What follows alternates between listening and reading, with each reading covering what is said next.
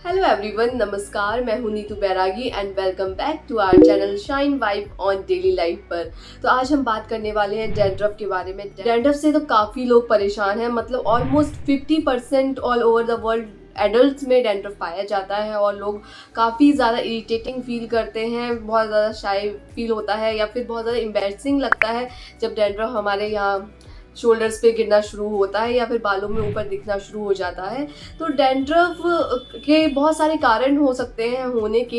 एक तो वो हमारी बॉडी में कुछ विटामिन की डेफिशिएंसी की वजह से भी होता है, और उसके अलावा स्कैल्प में हाइजीन मेंटेन ना रखने की वजह से भी होता है, और बहुत ज़्यादा ऑयल सिक्रेट होने की वजह से भी होता है। हमारी स्किन पे एक ऑयल एक्सट्रैक्ट होता है जो कि जिसे सीबम बोलते हैं। अगर वो सही क्वांटिटी में हो तो वो हमारी स्किन के लिए, हमारी स्कैल्प के लिए बहुत अच्छा है। बट जब उसकी क्वांटिटी बहुत ज़्यादा बढ़ जाती है या उसका प्रोडक्शन बहुत ज़्यादा होने लगता है हमारी स्किन में, तो एक्स्ट्रा सीबम प्रोडक्शन की वजह से वो हमारे स्किन पे ऑयलीनेस लाता है, हमारे स्कैल्प में ऑयलीनेस लाता है, और उस ऑयल को, उस सीबम को बैक्टीरिया खाने लगता है और उस कंडीशन को मैलेसीजिया बोलते हैं। उसकी वजह से डैंड्रफ या फ्लेक्स हमारे बालों में दिखने लगते हैं। डैंड्रफ होने के काफ़ी सारे कारण हो सकते हैं, जिसमें सबसे पहला है कि अगर आप अपने स्कैल्प को, स्किन को क्लीन नहीं रखते हैं तो बेसिकली हफ्ते में 3 बार शैम्पू करना बहुत ज़रूरी होता है। ऐसा भी नहीं कि आपको डैंड्रफ होने तो आपको डेली शैम्पू करना, वो भी अच्छा नहीं है, क्योंकि जितना आप ज़्यादा शैम्पू करेंगे उतना सीबम ज़्यादा इकट्ठा होगा और फिर वो और ज़्यादा प्रॉब्लम को क्रिएट करेगा या प्रॉब्लम को और ज़्यादा बढ़ा देगा। तो आप हफ्ते में 2 बार या 3 बार शैम्पू करें।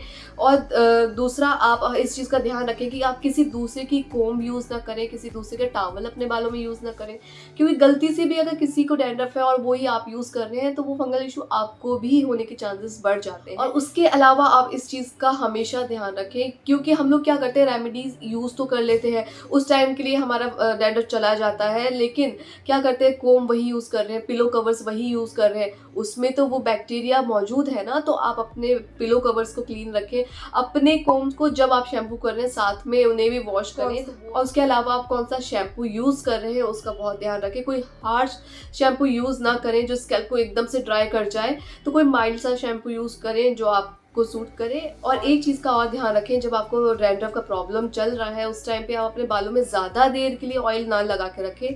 बिल्कुल, आपका स्कैल्प ऑयली रहेगा तो बैक्टीरिया उसे खाएगा, डैंड्रफ और ज़्यादा होगा। तो प्लीज़ आप अपने बालों में ऑयल 1 या 2 घंटा रखें, उतना इनफ रहेगा, उसके बाद शैम्पू कर लें।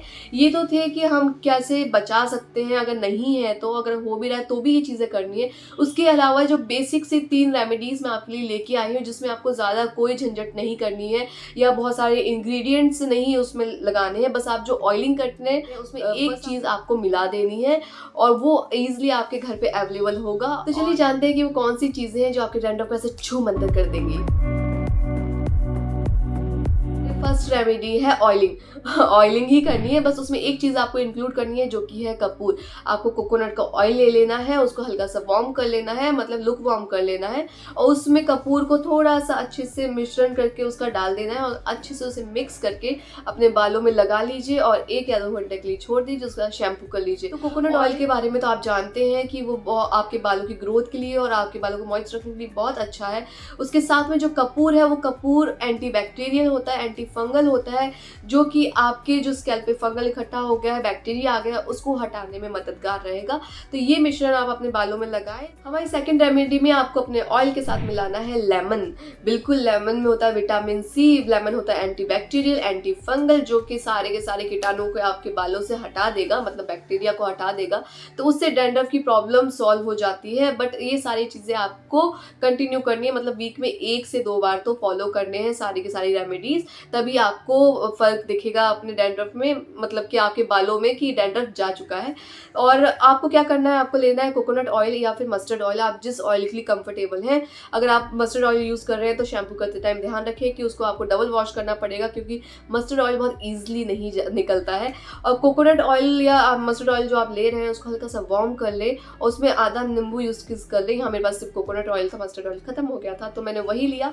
या फिर अगर आप वार्म नहीं कर रहे हैं तो ऑयल में नींबू स्क्वीज़ करके थोड़ी देर के लिए उसको धूप में रख दें, जब वो अच्छे से पिघल जाए आपका कोकोनट ऑयल। अभी ठंड का मौसम चल रहा है नॉर्थ में, तो उसको अच्छे से मिक्स करके अपने बालों में अप्लाई कर ले, 1 घंटे के लिए छोड़ दे और उसके बाद किसी भी माइल्ड शैम्पू से अपना हेयर वॉश कर ले। उसके बाद बारी आती है हमारी last not the least remedy की, जिसमें आपको ऑयल के साथ मिलाना है टी ट्री ऑयल।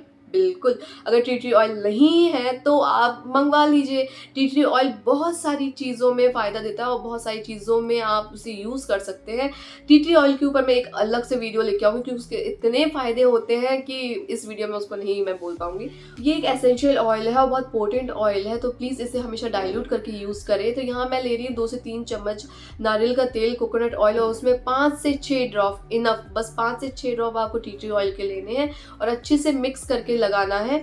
कभी भी टी ट्री ऑयल डायरेक्टली अपनी स्किन पे और हेयर पे बिल्कुल भी अप्लाई ना करें, ये बहुत ज़्यादा तेज होता है, इसकी खुशबू भी बहुत स्ट्रांग होती है, तो इसे हमेशा डाइल्यूट करके ही यूज़ करना है। और ये एंटी बैक्टीरियल होता है, एंटी फंगल होता है, तो ये फंगल इश्यूज़ को हटाने के लिए बहुत ज़्यादा अच्छा होता है। उसके साथ में अगर आपके बालों में लीव्स भी हो गए तो उसको भी ये रिमूव कर सकता है, क्योंकि इसकी खुशबू बहुत ज़्यादा स्ट्रांग होती है और ये एंटी बैक्टीरियल। ये थी मेरी आज की 3 रेमेडीज़, जो कि ईजी झटपट तैयार हो जाने वाली। बस ऑयलिंग तो आप करते ही हैं, तो उसके साथ में इन तीनों में से जो आपके पास अवेलेबल है वो चीज़ आप मिक्स करें और अपने डैंड्रफ को भगा दें। लेकिन आपको एक चीज़ का ध्यान रखना है कि इन तीनों रेमेडीज़ में जिसके लिए भी आप कंफर्टेबल हैं वो आपको कंटिन्यू करनी है, मतलब कि वीक में 1 बार या 2 बार तो बिल्कुल करना ही करना है। अगर आप उसको छोड़ देंगे तो दोबारा डैंड्रफ आ जाएगा, उसका कोई फ़ायदा नहीं है और ये धीरे धीरे ही अपना असर दिखाएंगे। एक बार में डैंड्रफ चला जाएगा, बट वो दोबारा उसके आने के चांसेस हैं, तो उसको आपको वीक में 1 बार तो कम से कम यूज़ करना है। और अगर आप कंफर्टेबल हैं तो वीक में 2 बार यूज़ करें और मुझे ज़रूर बताएं कि ये तीनों रेमेडीज़ आपके लिए कैसा काम कर रही हैं। मुझे कमेंट करके ज़रूर बताएं जब आपको वो फ़ायदा दें, और ये वीडियो कितनी हेल्पफुल रही मुझे ये भी बताएं। और वीडियो अच्छी लगी तो लाइक करें,